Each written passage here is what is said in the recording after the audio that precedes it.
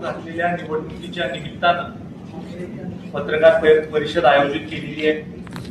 आपल्याला सगळ्यांनाच माहित आहे की यशवंतराव मोहिते कृष्णा सहकारी साखर कारखाना सभासदांच्या बाबतीत महाराष्ट्रामधला सहकारातला सगळ्यात मोठा कारखाना आहे. खूप मोठी परंपरा यशवंतराव मोहिते कृष्णा सहकारी साखर कारखान्याला आहे. 1955 साली आपल्या कारखान्याची स्थापना झाली.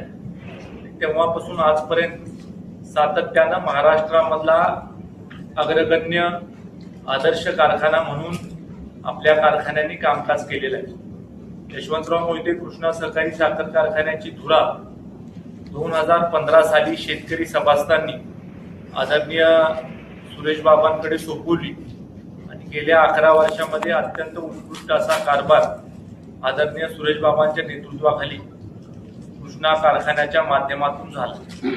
कृष्णा सहकारी साखर कारखान्याची गाळप क्षमता ज्यावेळेला कारखान्याची स्थापना झाली त्यावेळेला 800 टनाची गाळप क्षमता आपल्या कारखान्याची होती. 1955 साली स्थापना जरी झाली असली तरी पहिला चाचणी गळीत हंगाम हा 1959 साली झाला आणि चाचणी गाळप हंगामाच्या नंतर 1960 साली पहिला गळीत हंगाम पार पडला आणि त्यानंतर सातत्यानं 29 वर्ष स्वर्गीय जयवंतरावजी आप्पा हे कारखान्याचे अध्यक्ष म्हणून कारखान्याचं कामकाज पाहत होते. नंतरच्या काळामध्ये 10 वर्ष आदरणीय ज्येष्ठ नेते मदनराव दादांकडे कारखान्याच्या सत्तेची सूत्र होती, इंद्रजित बाबांकडे सूत्र होती. त्यानंतर आता 2015 पासून आदरणीय सुरेश बाबांच्या नेतृत्वाखाली संस्था प्रगतीपथावर चाललेली आहे. कृष्णा कारखान्याची गाळप क्षमता 800 टनापासून 1250 टनापर्यंत, 1750 टनापर्यंत, त्यानंतर 2650 टन, 3500 टन, 5000 टन, 7200 टन. आपली 7200 टन गाळप क्षमता ही 1999 सालापर्यंत झाली आणि 7200 पासून 12000 टनापर्यंतचा टप्पा हा सुरेश बाबांच्या मार्गदर्शनाखाली पार पडला. मुळात 5000 टनापासून 7200 टनापर्यंतचा टप्पा हा आदरणीय सुरेश बाबांच्याच पहिल्या अध्यक्षपदाच्या कारकिर्दीत पार पडला आणि दुसरा टप्पा 7200 पासून 12000 टनाचा हा मागच्या 11 वर्षामध्ये टप्प्याटप्प्यानं आपण करू शकलो. महाराष्ट्रामध्ये उच्चांकी दर आणि त्याच्याबरोबर मोफत साखर देणारा महाराष्ट्रातला एकमेव कारखाना जो सभासदांना वर्षाला 60 किलो मोफत साखर देतो असा आपला कारखाना आहे. मागा आपण सभासदांच्या साक्षीने निर्णय घेतला की आपण घरपोच मोफत साखर देऊ.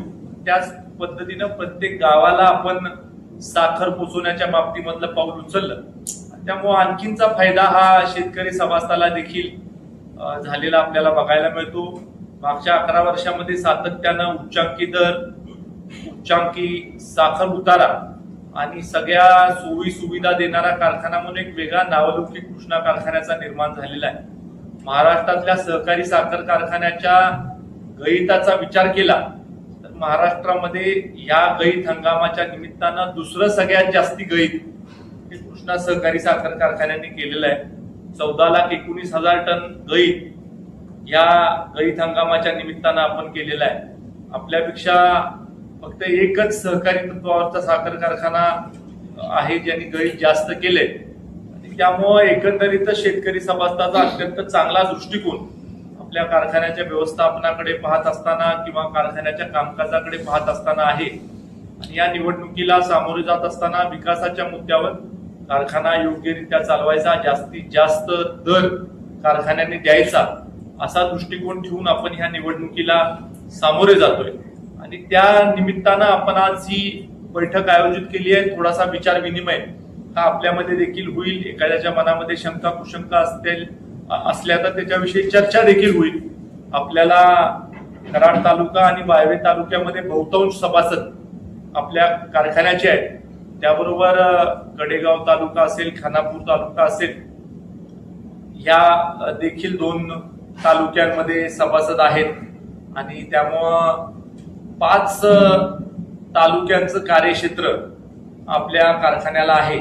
त्याच्यामध्ये विटा तालुका आहे, खानापूर तालुका आहे, गडेगाव तालुका आहे, वाळवा तालुका आहे आणि कराड तालुका आहे. त्यामुळं सभासदांची संख्या सुद्धा उच्चांकी आपल्या कारखान्याची आहे.